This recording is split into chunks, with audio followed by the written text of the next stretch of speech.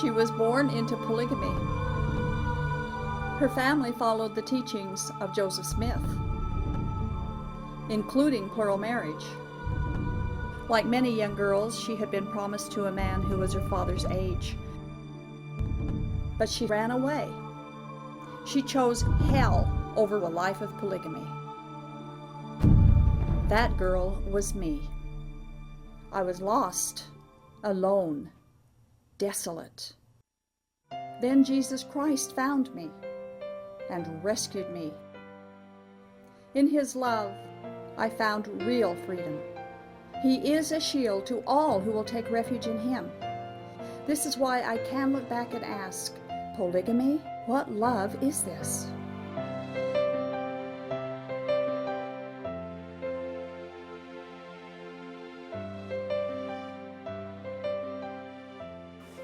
Welcome to Polygamy. What love is this? I'm your host, Doris Hanson, and this show tackles all of the questions about polygamy and its founders, Joseph Smith, and especially the question, does polygamy really reflect God's love?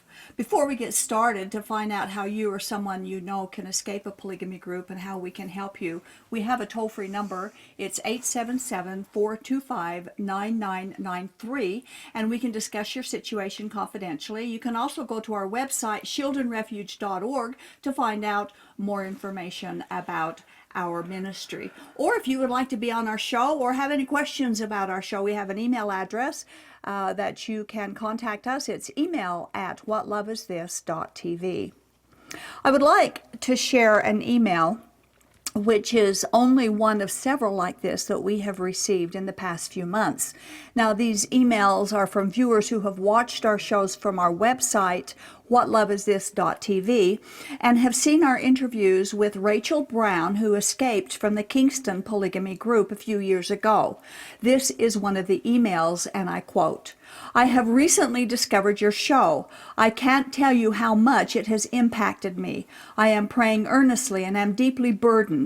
It is one thing to know on an intellectual level about polygamy. It is another thing to see the faces and hear the stories. It is so powerful.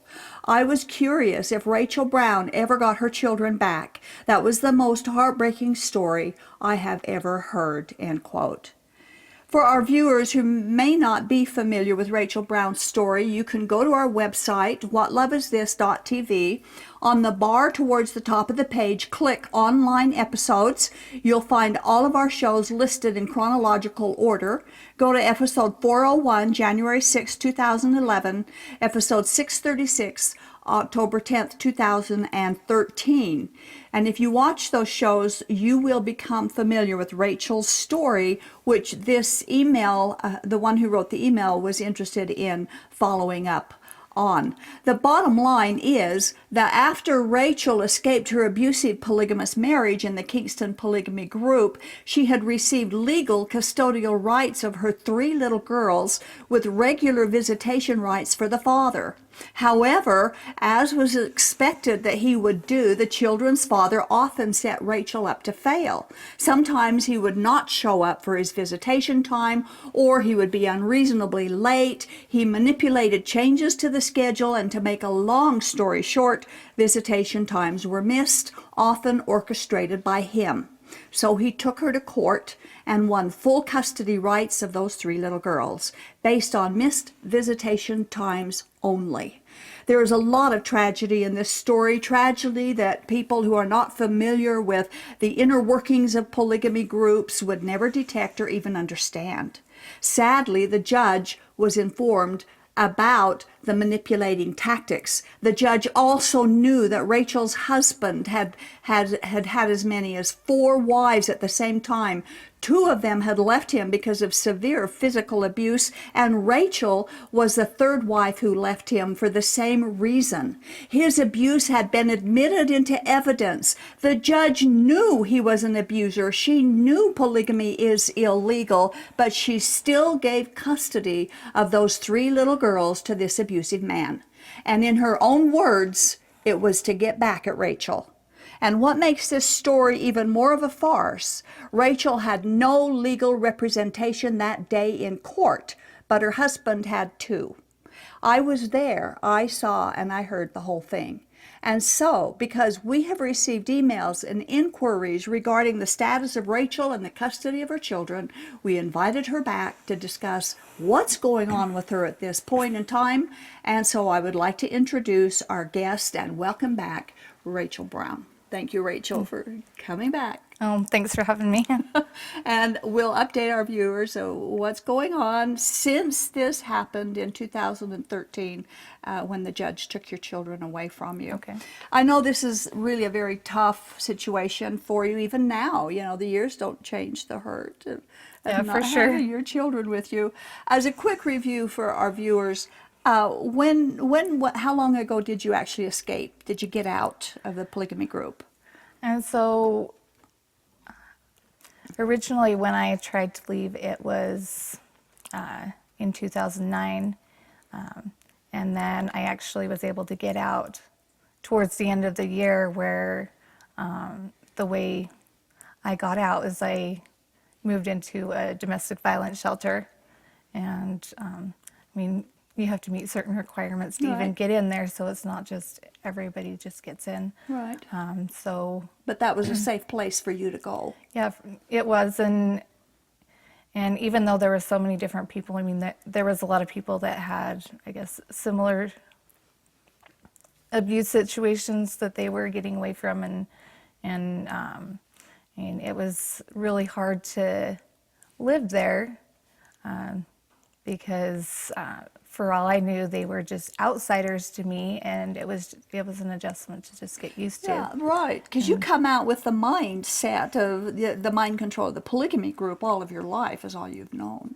Yeah, so I mean, initially when I went there, then it was almost like being in another controlling situation, Yeah. and so it's kind of hard to get through that way, but also it just made me more aware of like what resources are out there and what's available. I mean, there's so many people out there Yeah. that just have so much love for people around them, and they just want to help They just people. want to help, right. And we were able to help you to a certain degree with some of this. In fact, we had planned on helping you escape that morning, and your husband, when you first wanted to get out, and your husband hacked you into your email and found out our plans, and he took your girls, didn't he? Yeah, and I mean, I had planned on getting things all ready. We were going to leave the morning on a weekend, and I went to pick up my kids, and they had been with my grandparents, and he had picked them up early, which he's never picked them up, so it was just kind of, Yeah, very strange at that point. yeah, So after that, like you say, you were able to get out and with your children, and you received the legal custodial rights of the girls the first time that you tried for that. Did your children resist visiting him? Because he had his regular visitation rights during the weekend, every other weekend. Did they resist visiting him? I mean, How'd that they work? were really young at the time, and I mean, I guess in a normal situation, you just want them to just be with each parent, and I mean, I can agree to that to a point, but the thing that I saw is that I didn't understand why he had such an interest, because the only time he was ever truly there, or that they knew who he was when he was there to be the disciplinarian. He was there to just keep them in line and make sure that they were good kids. And so it was just hard. I remember in the beginning then, I mean, I'm having to pick up these kids and just carry him to his car kicking and screaming because they don't want to go. They don't understand what's going on. Yeah. Even my youngest daughter, then she was 1 at the time, and like she was learning all these new things, and she was just, I thought she was just going to be very hard. way ahead of things, and everything just went backwards because she was 1. She didn't understand what was going on. Right. Like, she didn't know him at all. When the judge took those children from you, for visitation problems only. There was no other reason, and she stated that in court. How did that make you feel about our legal system and how they deal with polygamous situations? And it was disappointing for me because just my experience of getting out there and learning more about what's going on, then, I mean, there's these different resources around you that they're supposed to help you. I mean, you've got the court system, and you've got like DCFS, you've got the police. I mean, there's so many different avenues that should help you, and you have this great expectation, and it's kind of And they all frustrating failed you. when they fall short of Yeah. what you're thinking you're supposed to have available to you. I mean, it was just frustrating because one thing that just really threw me was that she had given me 30 days jail time, and I didn't ever serve that, but it was just her way of just making sure to follow what she said. And we've had a lot of issues with the visitation, but I mean, I feel like it was things that we should have been able to work out, and by her changing the custody, then that was just her way of retaliating against me. And she said as much when she said, we will be sure that he gets all of his visitation days because I'm giving the custody of the children to Right. him. And that, she said that was the reason. Even the guardian ad litem recommended that that you keep the children, and judges rarely go against the recommendations of the guardian ad litem. And I mean, she really strongly recommended not to change the custody, and I mean, it was surprising to everybody. And I mean, I've talked to different lawyers since then, and they were just so shocked. Said that's just something that doesn't happen. I mean, it was just very unusual, and it didn't make sense to them. It didn't. It doesn't. So, and the courts are supposed to ignore the right of the mother and the father, what they claim as their rights, and choose according to what the judge feels is best for the children. Right, and that's a big reason why they get a guardian ad litem Right, appointed to for represent the them. children to represent Yeah. their best interests, and just so you can separate the parents, and Yeah. so there's This not didn't some happen. big out war to. Anyway, it's a major shock to all of us that were there. To answer some of the questions that our viewers have had, to kind of bring them up to date, he still has full custodial rights of the children now, to date, this So the custody is, so he has primary custody, and then we have joint legal custody, and then I was granted standard visitation. I mean, what that amounts to is I have a weekday for 3 hours, and then every other weekend, and then we have split holidays. date. Okay, so does he make sure that he took you to court because there was some problem with the visitation? Is he making sure you get your visitation without manipulation? Sometimes I wonder, because I mean, I've tried to follow the rules as much as I can, because I know that that's important on my part, to make sure I'm doing everything I possibly can. But I feel like he's giving me the bare minimum, and not a second more. Does he manipulate like he was when you had the custodial rights? And he, like for example, I mean, I pick him up at 5:30, and I mean, if I were to like pick them up at school, then he would be upset because I'm not allowed to have them a second before. So he's a stickler for that. Okay. How about the children? Are they excited to visit, to go back with him after he's been with you? Or they still resist going back? How's that working out? And it's kind of the same thing. I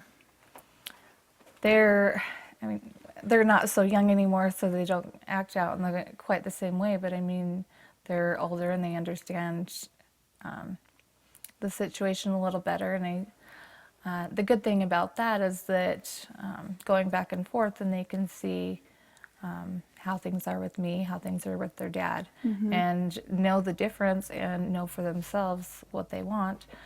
Now, the But- wife that he's with now has how many children?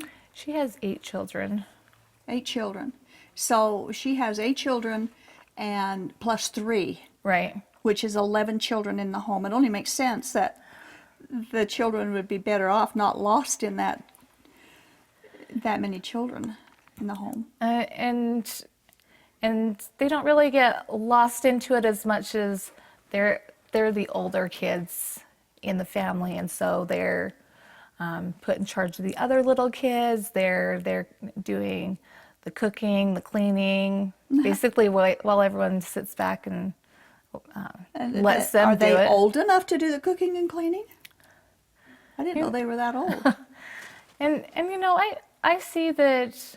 I mean, they're the age where they should be helping with that. It's not their responsibility to take over the parents' Yeah. role. It's their. I mean, they're kids. I mean, your life is just developed on your childhood, and if you're expected to grow up so fast, I mean, you really miss out on a lot. I always say, I don't know if you can say it about yourself, but I was raised in the Kingston group, and so were you. Right. And my childhood was stolen from me. It honestly, I can say it was. Yeah, And for sure. We don't want that to happen with our kids. Yeah, absolutely. I mean, growing up in that, then you always have it on your mind what the expectations are. What, like, okay, well, this age I'm going to be doing this, or this age I'm going to be preparing to get married, and so you really don't have a childhood. Yeah. Is there evidence that he's abusing your children now? And there is, and the thing that happens is he's always really careful not to leave marks. He's just very aware of that, and I've had a lot of dealings with DCFS just to kind of document it. And So they've come home with bruises and marks from have. his abuse, and you've called DCFS. Have they followed through? I mean, they have gone through the process, and I mean, it's frustrating for me because I don't feel like they're very thorough, and it's just frustrating because, I mean, I don't want my kids to get hurt. I just want them to be safe. I mean, I mean, I just want to cry every time I see them I'm getting sure. hurt. But one of them now, you have at least temporary custody protective order against him, don't you? I do. Because of proven abuse on her. Yeah, for sure. And how long is that protective order in effect?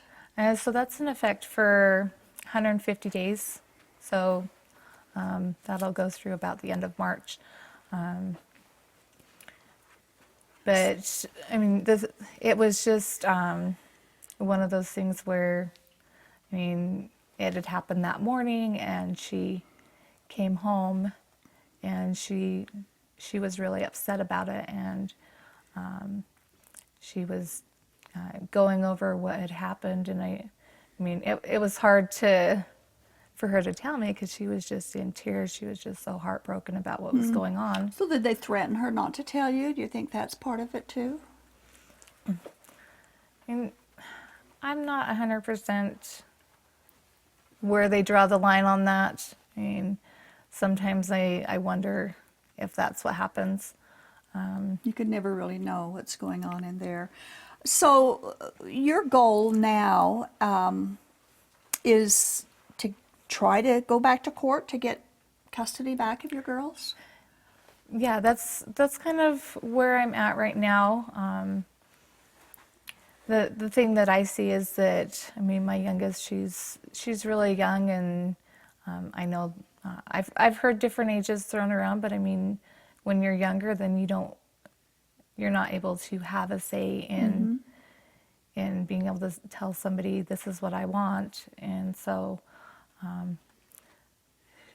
it's harder for someone younger. But then my 2 older girls, and they're getting to that age where their voice can be heard and that they can express that, and What about an hopefully someone attorney? will listen. Have you had any I know we've tried, Rachel, several times I know I've tried personally, I know you have tried other than with my help, to get an attorney who will come and do your case, take your case, either low fee or no fee, pro Right. bono.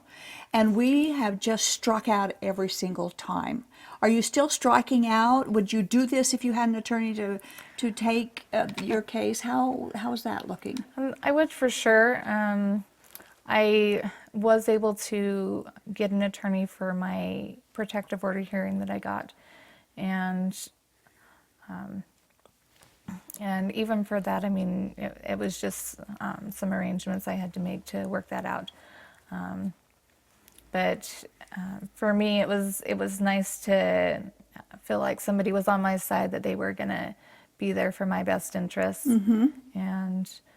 I mean, I feel like it's really important, not just for me, but for my girls. They deserve Sure, you bet. to have that representation to speak for them. Yeah, and our viewers really need to know, if they watch this show very often, they would know that in polygamy groups, the little girls grow up to be polygamist wives. That's Right. the value of females born in a polygamy group. They're groomed from the cradle to become a plural wife. They're threatened with God's wrath if they don't. And then when they are a polygamist wife, they're expected to support themselves and all the children they have. And many of them, which you did, lived in homes that are owned by their husband, and then expected to pay your husband rent to live there. And that's what happens in these groups. They just don't get it. There's no hope of a better life for females in polygamy groups. Well, and I think that's more of a way for the men to be in control and to. But we want an attorney who will recognize this and support getting your girls away from that. Yeah, for sure. And understand that when they take it to court. Yeah, absolutely. I mean, it really makes a difference. And then also, on the side of where, I mean, there's a lot of people that either don't really know a lot about polygamy, or it's never been something that's crossed their paths, so they don't know anything about it or don't understand it. But I mean, there's a lot of people out there that really understand what's going on, and that's just been. And that's what we want for you, is an attorney who understands right. it and will fight. Right, where they for can, you. I mean, you've got the family law that you got to focus on, but then also you come into like the criminal law, the custody, and just different things. A lot of things. Because, I mean, I've talked to lawyers before, and they're hesitant to take it because they consider it such a high-profile case because of who's on the other end of it. Yep, that's exactly right. Which is a Kingston, Right. a Kingston man. Now, in fact, he has enrolled your children in a Kingston-owned and operated private school. Well, it's not necessarily private, but it is owned by them, and it's actually a charter school. Right. Didn't the judge say that she didn't want him to put him in that school, that she wanted him in public school? Well, and that was the thing. At the time, they were younger, so they were only in elementary, and they do have a private school, which is actually right across the street from the charter school that they have. But yes, she did specifically say they cannot go to that school. It has to be a public school. Yet he gets by with sending them going against the judge's orders.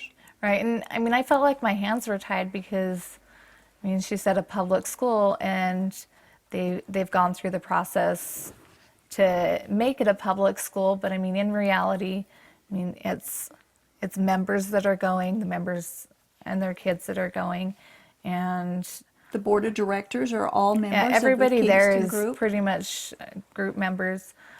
A couple of the teachers are non-members, which was really surprising to me. I couldn't even imagine that they would even consider it. So do they give the children, your girls, religious education? They do. One thing that they have there is a seminary class, and it's supposed to be optional. And my kids told me that their dad enrolled them, and Without your consent or without your... and you know, it's another one of those things where my hands are tied. I mean, Yeah. With the custody situation, he has the final say, so I can't really object to it, even if I wanted to. And even if I did, then he would tell me to mind my own business. Yeah. But your children are your business. Yeah, for sure. True. You quoted to me recently in an email that we were going back and forth. You said there are lots of attorneys who are willing to help, but not willing enough to do this pro bono. And the real need is for an attorney who will fight to the end and stand up for the client without giving up any integrity of the case. And this is what we're looking for, to an attorney that will come and fight for you and those children without giving up any compromise, no compromise. Yeah, exactly. What's going on. And that's why we are doing this show, to answer the questions that some of the inquiries that we've had recently about Rachel, and an update, which now you've done. And she does want to go back to court and get her little girls back. Now, of course, finances are a problem with this, and a Shield and Refuge, our ministry does accept donations for designated helps to escapees from polygamy groups. If you want to help Rachel, or maybe you're an attorney who watches this, or if you know of an attorney who would do pro bono work, or at least a significantly low fee, you can send financial help designated for Rachel's legal fees to a Shield and Refuge, Post Office Box 651292, Salt Lake City, Utah 841651292. Or you can go to our website, shieldandrefuge.org, and at the bottom of the page you can click the donate button, and be sure and designate any donations, whether it's by check, through the mail, or off the website. Be sure and mention that it's designated for Rachel's legal fees, and every dime that you give for Rachel's legal fees will go to Rachel's legal fees.